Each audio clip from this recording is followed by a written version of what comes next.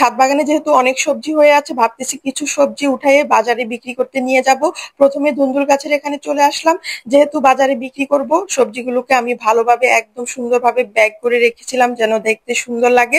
তো এখান থেকে সবজি উঠানো শুরু করে দিয়েছি। প্রথমে ধুন্দুল গাছের এখান থেকে ধুন্দুল উঠাচ্ছি।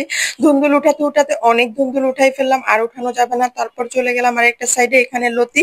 এই লতিগুলো এতই মজা, সবাই কিন্তু সমানে এই লতিগুলো কিনতে চায়। আজকে বাজারে নিয়ে যাব, তাই অনেকগুলো লতিও উঠাই ফেললাম। তারপরে চলে আসছি আরেকটা সাইডে, এখানে আমার ঝিঙ্গা ধরেছে। যেহেতু এক একটা ঝিঙ্গাই একাই 1 কেজি সমান হয়ে যায়, তাই শুধু একটা ঝিঙ্গাই আজকে বেচতে নিব। আবার এখানে চলে আসছি করলা। করলার এখন বাজারে এত ডিমান্ড, তাই করলাও বিক্রি করার জন্য বেশ কিছু উঠাই নিয়ে নিলাম। তারপরে চলে আসছি মিষ্টি কুমড়া সাইডে। এখানে 2টা কুমড়া যেহেতু এক সাইডে, ভাবতেছি একটা কুমড়া বিক্রি করে দিলে কেমন হয়। আরেকটা কুমড়া রেখে দিলাম, একটা উঠাই নিয়েছি।